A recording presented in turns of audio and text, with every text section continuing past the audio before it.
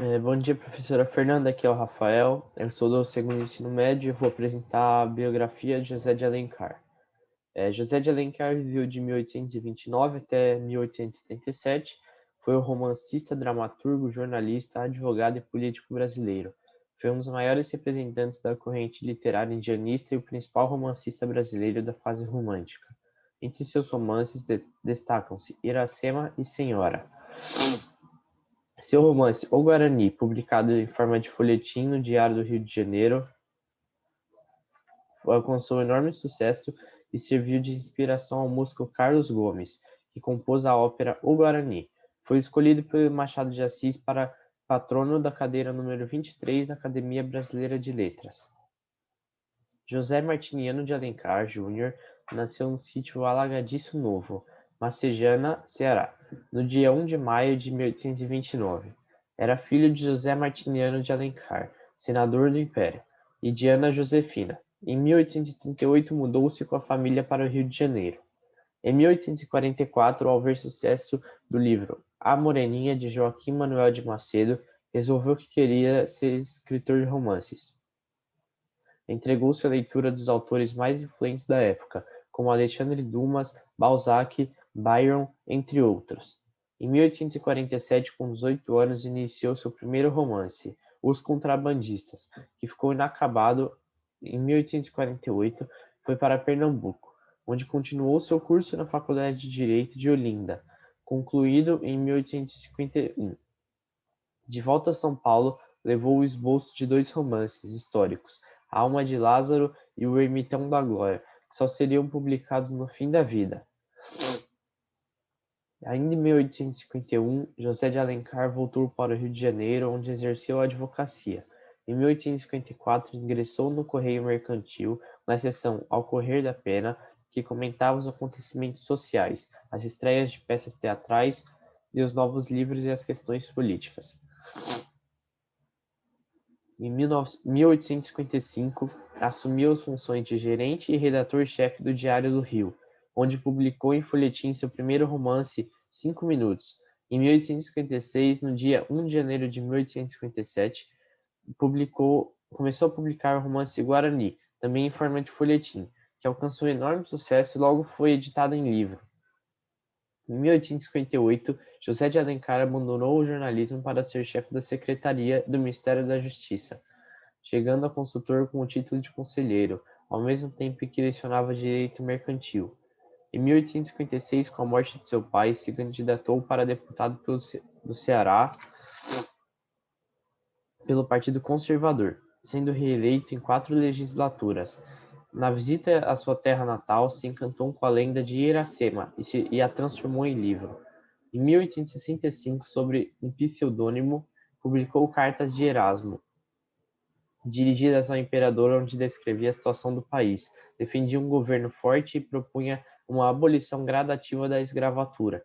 Embora Dom Pedro II não simpatizasse com Alencar, não se opôs à sua escolha para o Ministério da Justiça do Império.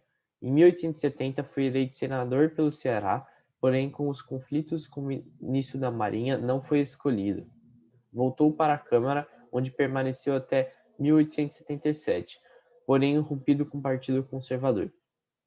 Mesmo no auge da carreira política, José de Alencar não abandonou a literatura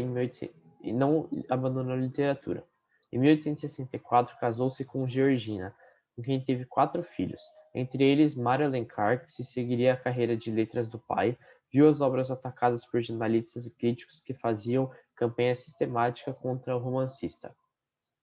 Triste e desiludido, passou a publicar sob pseudônimo de Sênio, porém a maioria o louvava.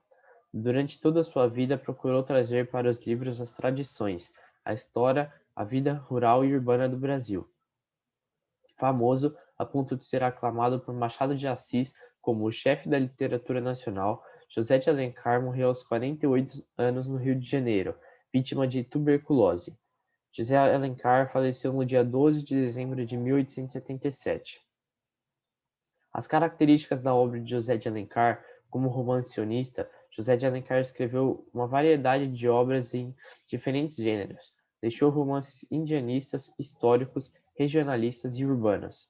As suas principais obras são 5 Minutos, é um romance, foi lançado em 1856, Carta sobre a Confederação dos Tamoios, é uma crítica, O Guarani, um romance, Verso e Reverso, é um teatro, A Viuvinha, romance, Luciola, romance, As Minas de Prata, é um romance, Diva, é um romance, Iracema, é um romance, As Cartas de Erasmo, é uma crítica, O Juízo de Deus, é uma crítica, O Gaúcho, o romance, A Pata de Gazela, um romance, O Tronco do Ipê, um romance, Sonhos do Ouro, o romance, Tio, romance, Alfarrábios, é um romance, A Guerra dos Mascate, é um romance, Ao Correr da Pena, é uma crônica, A Senhora, é um romance e, por último, Sertanejo é um romance também. Essa foi minha parte do trabalho e espero que a senhora tenha gostado. A obra tem como espaço no interior do Rio de Janeiro, no século XVII. Dom Antônio de Mariz vive com sua família numa fazenda. Dona Lauriana é a sua esposa, Cecília, sua filha, e Diogo, seu filho. Antônio conhece Peri, um índio da tribo dos Goitacazes, e com ele estreita laços de amizade. Antônio teve um caso extraconjugal com uma índia e dele nasceu Isabel. A garota é apaixonada por Álvaro, entretanto, ele tem grande interesse em Cecília. Quando o filho de Antônio, Diogo, mata sem intenção uma índia da tribo Aimoré, tem início uma briga para atingir sua família. Essa tribo é antropófaga, portanto, comia seus inimigos. Numa das passagens, eles tentam matar Cecília, no entanto, Peri, que já tinha livrado de uma morte por uma pedra, intervém novamente pela garota. Loredano trabalhava na fazenda de Antônio, porém tinha intenções de roubar a fortuna e levar a filha dele. Num dos momentos, ele prepara uma emboscada que é ouvida por Peri. Novamente, ele fica ao lado da família de Antônio. Sendo assim, Peri consegue descobrir o incêndio que Loredano estava planejando e mais uma vez consegue evitar. Com isso, a família de Antônio consegue enxergar nele a figura de um grande traidor. Por fim, Loredano foi preso e teve seu corpo queimado na fogueira. A mulher de Antônio, Lauriana, acha que a aproximação de Peri com sua filha é uma grande ameaça. Quando ela tenta convencer o marido para expulsar os índios de suas terras, Peri revela a intenção de ataque do tribo Aimoré. Dessa maneira, ele é convidado a ficar com a família. Diante disso, Peri tenta atacar os Aimorés, colocando veneno na água que eles beberiam. Alguns chegam a morrer. Peri consome também essa água envenenada e, quando se descobre, pede a ele para viver. Assim, ele faz um antídoto de ervas que acaba sobrevivendo. O pedido de Ceci, Álvaro, que já estava entregue ao amor de Isabel, acaba intercedendo a luta. No entanto, morre numa das emboscadas. Nisso, o corpo dele é levado para um cômodo da casa de Isabel, morre também abraçado ao seu corpo. Por fim, Antônio explode sua casa com muitos inimigos dentro. Nesse momento, pede a Peri para levar Cecília com ele. No fim, eles fogem numa canoa e somem no horizonte. Bom, para falar um pouquinho sobre a relação do Guarani com o romantismo, a gente tem que entender que a poesia romântica brasileira ela é dividida em 3 gerações. A indianista, que é a enaltecedora do heroísmo indígena, a ultrarromântica, que é cercada nas temáticas do amor e morte, e condoreira, não sei, de cunho social. A parte do Guarani ela entra na parte da indianista, que é o enaltecedor do heroísmo indígena, que é exatamente o que a obra diz.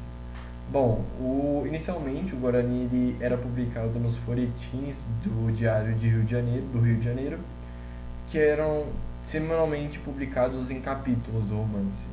Ele é narrado na terceira pessoa, que mostra um espaço com fazenda e florestas. aí do interior do Rio de Janeiro. O José de Alencar ele expressa o nacionalismo romântico, principal característica da primeira geração romântica. Então ele fala sobre essa questão da terra, tipo, da terra e do índio, que eles têm que ser juntos, a floresta, a natureza e o índio, entendeu? E ele traz o índio como herói do povo, da nação, tipo, traz Peri como a idealização romântica típica do romantismo, que, que é o herói. E além desse romance, merece um destaque também o romance indianista Iracema, que é bom também lembrar dele. Boa, boa tarde. Hoje a gente vai falar um pouco sobre. A gente tá falando sobre o livro O Guarani. E eu vou falar sobre os personagens e as suas características. A gente tem o índio Peri, que ele é um índio da tribo do Gaiacatazes. Ele é considerado o herói da trama. Ele é um grande amigo do Dom Antônio e ele é apaixonado pela filha do Dom Antônio. E ele tem uma ligação muito forte com a terra. E ele é honrado e apresentado. E apresenta forte determinação, ele é fiel também. A gente tem o Dom Antônio, ele é o fidalgo português, amigo do Peri, grande protetor da sua filha Cecília, dono da fazenda do interior do Rio de Janeiro. Essas são as características dele. Temos a Dona Lauriana, a esposa do Dom Antônio, possui uma postura preconceituosa em algumas partes da obra. Temos o Dom Diogo, filho do Dom Antônio e da Dona Lauriana, responsável por iniciar a briga entre colonizadores e colonizados.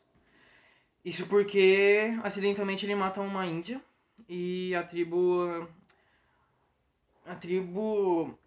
identifica isso como se tivesse sido um ataque ou como que eu posso dizer, um desrespeito a eles, entendeu? A gente tem a Cecília, que é, ou Ceci, filha do Dom Antônio e da Lauriana. E ela é a mais próxima do Peri e é apaixonada por... Não, pera. E o Peri é apaixonado por ela. A gente tem o Álvaro de Sá, jovem cavaleiro apaixonado por Cecília e por Isabel, e por quem Isabel é apaixonada. Perdão. E é de grande confiança da família de Dom Antônio.